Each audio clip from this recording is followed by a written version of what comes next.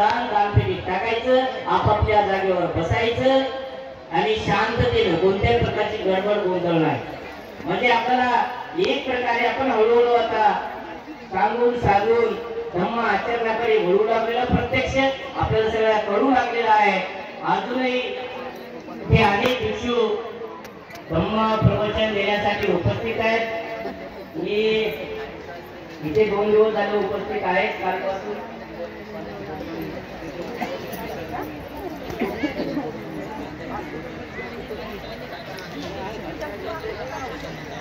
आपल्याला माहित आहे की शिवलिंग घेऊन या ठिकाणी 8 भिक्षू आलेले आहेत आणि त्यांनी काल जे उपस्थित सुंदररित्या तिथे भिक्षूंना कशा पद्धतीने भिक्षू चॅन्टिंग करतात, कशा प्रकारे सुत्त म्हणतात, कशा पद्धतीने शील देतात हे सर्व आपण प्रत्यक्ष काल पाहिलेलं आहे.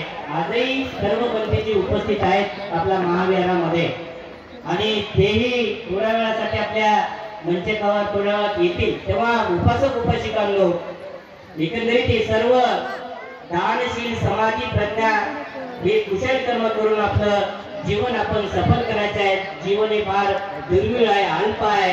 अल्प असणाऱ्या जीवनामध्ये कुशल कर्म करून पुण्य कर्म करून आपल्या स्वतःला सुगतीकडे नेण्याचा प्रयत्न करा.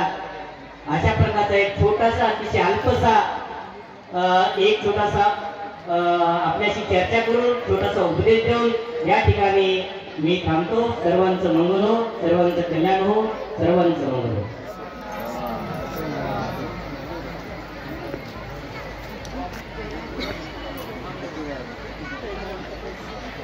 सर्वांनी पुन्हा एकदा साधुकार देऊया. साधू साधू साधू. त्या पेटीमध्ये सर्वांनी दान टाकावे. धम्म देशना ऐकण्याची संधी कधी कधी मिळते. अध्यक्ष तसेच भारतीय माणसाने ती शहर शाखा सरचिटणीस कधी कधी मिळत असते. या बावळीनगरमध्ये 1988 पासून ज्या धम्म परिषदेच्या माध्यमातून एक धम्म प्रचाराचं आणि जे काही कार्य या ठिकाणी धम्मासाठी केले जात आहे ते खऱ्या अर्थाने नांदेडमध्ये एक नवी ऊर्जा आणि प्रेरणा देण्याचं काम करत आहे.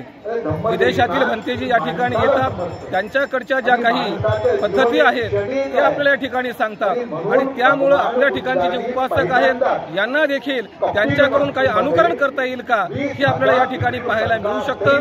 तसेच भिक्खू संघच नव्हे तर या ठिकाणी या परिसरामध्ये लागलेली जे पुस्तकाची जी काही स्टॉल्स आहेत त्यावरती देखील लाखोच्या संख्येमध्ये या ठिकाणी लोक जे आहेत ती पुस्तकांची खरेदी करतात. म्हणजे ज्या पद्धतीने नागपूरची दीक्षाभूमी असेल, ज्या पद्धतीने चैत्यभूमी असेल, त्या पद्धतीने नांदेडची ही बौद्ध धम्म परिषद जी आहे ती बावरीनगरची आहे असं मला वाटतं. आणि या ठिकाणी जे काही मोठ्या संख्येनं मान्यवर येतात त्यांचे विचार या ठिकाणी ऐकायला मिळतात. त्याचबरोबर ती या ठिकाणचे जे काही महिला मंडळ जे येतात या ठिकाणी महिला वगैरे येतात त्या लहान लहान बालकांना घेऊन या ठिकाणी येतात आणि त्या माध्यमातून लहान बालकांवरती देखील बौद्ध धम्माचे संस्कार जे ते रुजवण्यासाठी ही धम्म परिषद खूप चांगल्या अशा स्वरूपाचं काम करत आहे. डॉक्टर SP गायकवाड साहेब हे सुरुवातीपासून या ठिकाणी आज वयोवृद्ध जरी झाले असले तरी धडपडीने काम करतात आणि खरोखर त्यांच्याकडे पाहिल्याच्या नंतर तरुणांना देखील लाज वाटेल अशा स्वरूपाने आपल्याला देखील या धम्म कार्यात सहभागी व्हावं वाटेल असं सर्वांनाच वाटतं. एवढंच बोलतो आणि या ठिकाणी धम्म परिषदेच्या बद्दल सर्वांना मी खूप खूप हार्दिक शुभेच्छा देतो. जय भीम, नमो बुद्धाय. ऐकण्याची संधी कधी कधी मिळत असते. धम्मदेशना कालकाली धम्मदेशना ऐकण्याचा हेतू काय? बुद्ध म्हणतात सुखो सद्धम्म देशना. सद्धम माची देशना ऐकणं सुखदायक आहे. सद्धम माची देशना ऐकल्यानंतर माणसाला सुख लाभते तर तो सुखाचा मार्ग आहे. आणि म्हणून सर्वांनी सद्धम माची देशना ऐकण्याचं महत्व लक्षात घेऊन आपल्याला मानव जन्म मिळाला याचं लक्षात घेऊन मनुष्याचे जीवन एक क्षणिक आहे ते लक्षात घेऊन धम्मदेशना ऐकण्याची संधी जेव्हा जेव्हा तुम्हाला मिळेल त्या अत्यंत श्रद्धेनं स्मृती जागृत मनाच्या एकाग्रतेनं धम्मदेशना ऐकण्याचा प्रयत्न करा ही शुभकामना व्यक्त करतो.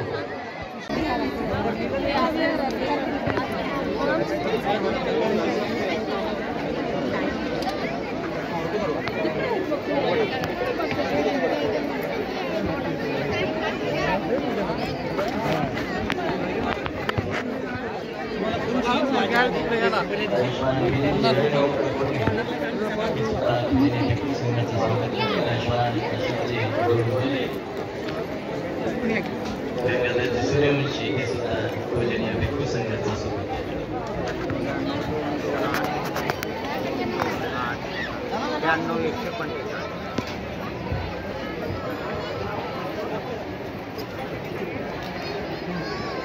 हॅलो अहो ते आपलं गायकवाड साहेब आलेत नागपूरवरून पूजनीय भिक्खू हा मी म्हटलं ते आमची गेल्या 15 दिवसापूर्वी गाठभेट झाली म्हणलं चर्चा झाली हा मी आता इथेच आहे तुम्ही या हा समता प्रकाशनच्या स्टॉलला